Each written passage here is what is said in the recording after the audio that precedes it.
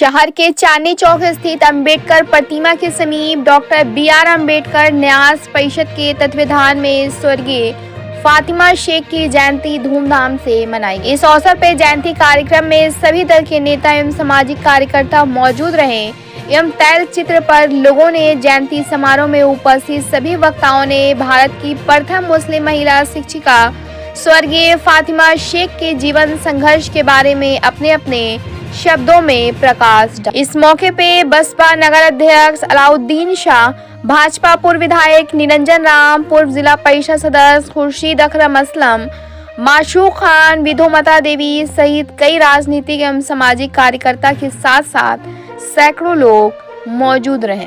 Bureau report, Bihar दर्शन।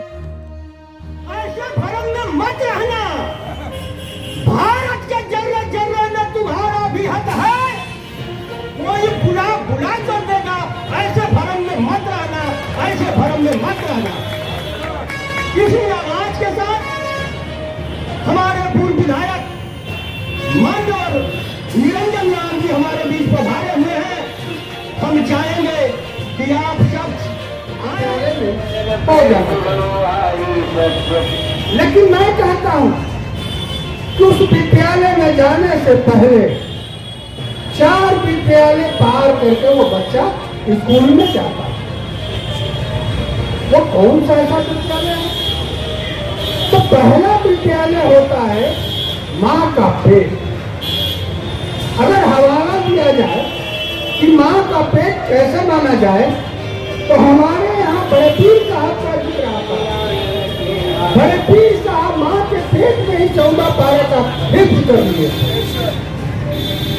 तो माँ का पेट, इसमें सबसे ज्यादा इल्म में, शिक्षा में और बच्चों को आगे बढ़ाने में किसी का सहयोग होता है तो वो माँ का होता है।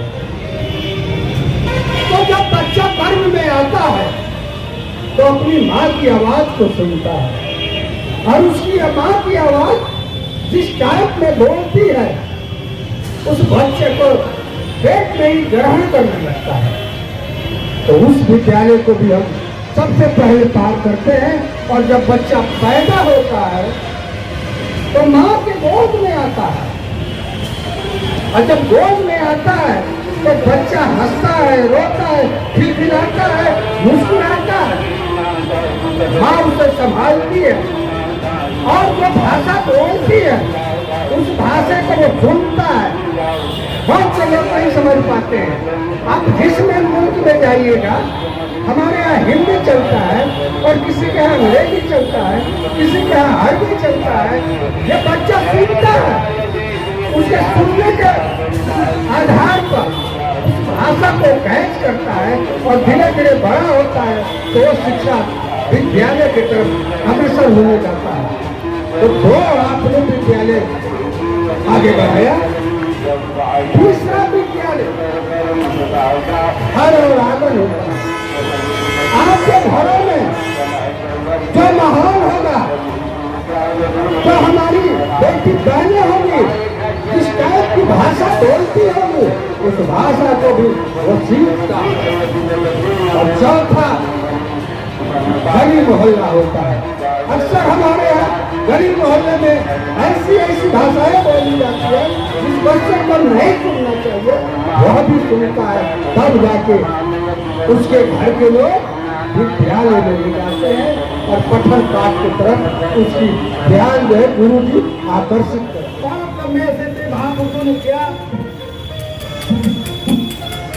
और तमाम महापुरुषों के बारे में समय समय पर चर्चा करते रहते हैं अपने लोगों के बीच में। मुझे इस बात को शुरू करनी है कि शिक्षा में खेती किसानी में शिक्षा बागानों में फलती नहीं है।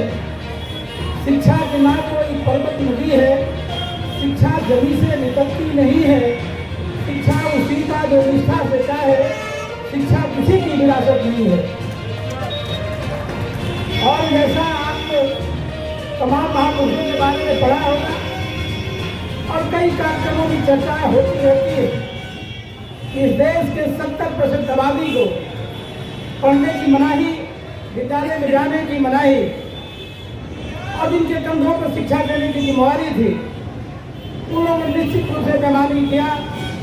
कहीं न कहीं उन दबे कुचले लोगों की चिंता नहीं किया। बहुत लंबे अरसे के बाद, बहुत संघर्ष करने के बाद समाज में शिक्षा का लौ जगा है। और मैं आज बहुत जिम्मेवारी से इस बात को आप सबों के बीच में रखना चाहता हूँ कि आज वो दीवारें टूट गई, आज उसकी चर्चा करने की हम समझते की जरूरत नहीं है।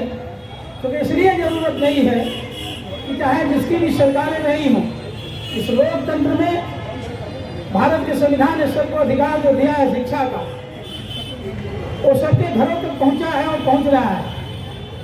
अब हमारी कोशिश ये होनी चाहिए कि हम जिस समुदाय से आते हैं, जिस समाज की अगुवाई करते हैं, वो समाज कहाँ खड़ा है, और वहाँ अगर खड़ा है जहाँ शिक्षा की अभी कुछ कमी है, तो इसकी जिम्मेवारी और जवाबदेही हमको लेना पड़ेगा, हमको इसकी चिंता करनी पड़ेगी। और नहीं क्या उनको स्त्री और पुरुष के रूप में देखा जाता था, और वह महिलाएं आगे जाने के लिए बाध्य थी।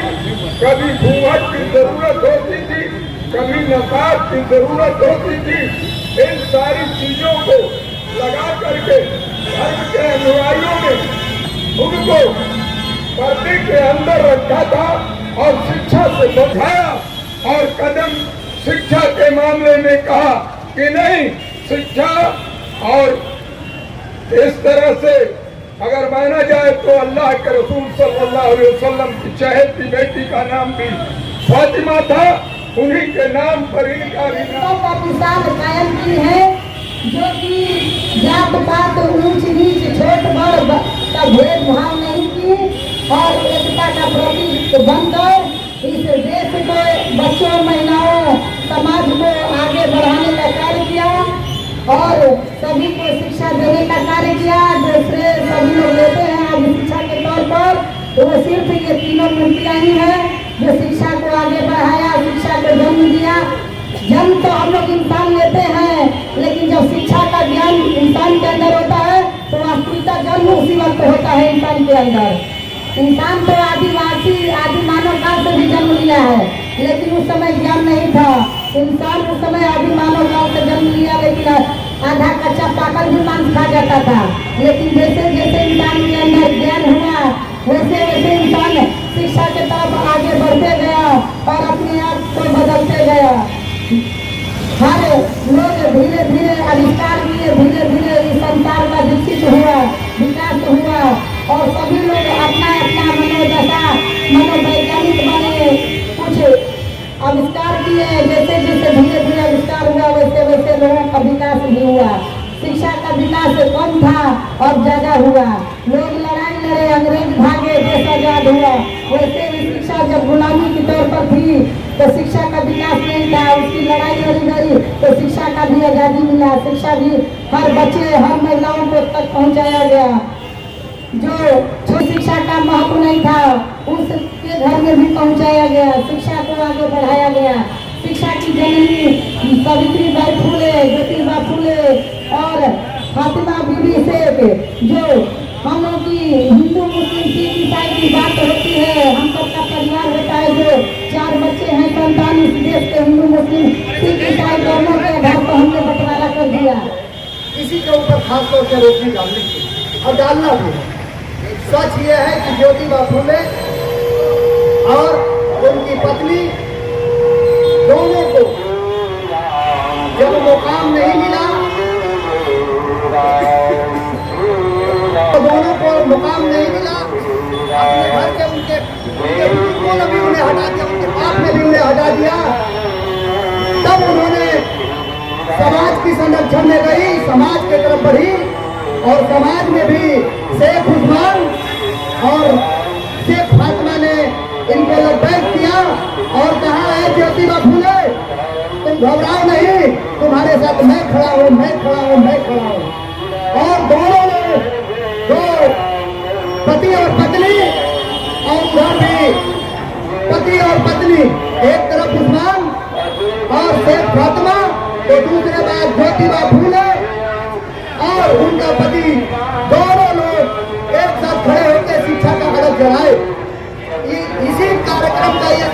का हिस्सा है। लेकिन नफीस भाई ने तो बहुत सी चीजों को बोल दिया और इन्होंने तो हम 1845 48 31 की क्या बात करें, इन्होंने तो प्रॉफिट ऑफ मोहम्मद को कहा कि मोहम्मद ने तो उस जमाने में कहा था 570 ईस्वी में पैदा होने के बाद सबसे पहले उन्होंने कहा एकरा का मतलब होता है पढ़ो, एकरा मीन्स पढ़ो।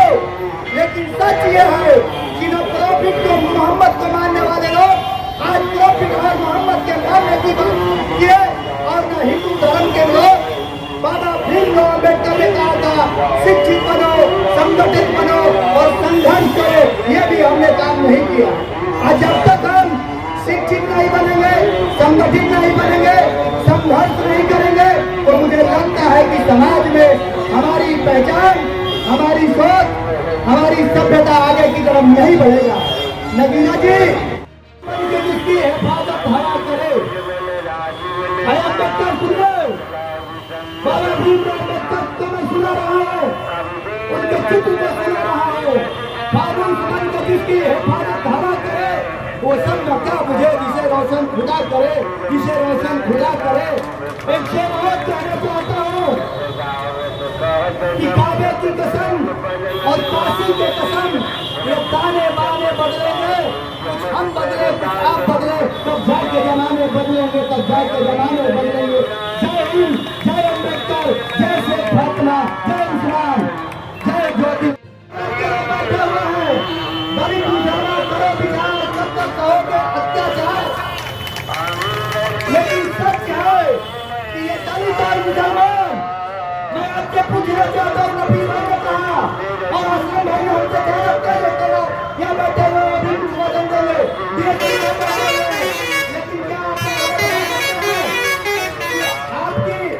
आपके लोगों की अगर सरकार में विद्यालय खोलना होता तो आपने एक भी विद्यालय खोलने का काम किया? या तो दलित हत्या व्यक्ति हो या तो इस्लाम धर्म के मानने वाला व्यक्ति हो। क्या वजह है कि हम और आप दोनों लोग एक भी स्कूल नहीं खोल पाते हैं? अगर हम खोलते हैं तो मदरसा खोलते हैं और आप अगर खोलते हैं तो चैरिटी खोलते हैं। क्या आपने कभी सोचा कि हमारा भी डिग्री कॉलेज होनी चाहिए? क्या आपने कभी सोचा हमारा भी कोई हाई स्कूल होना चाहिए? क्या आपने सोचा कि हमारा भी कोई इंटरमीडिएट कॉलेज होना चाहिए? जब तक आपका कॉलेज नहीं होगा, आपकी व्यवस्था नहीं होगी तो आपके बेटा और बेटी को पढ़ाने का टीका हुकूमत सिर्फ नहीं लिया है बल्कि आपको लेना पड़ेगा। अभी 12 जनवरी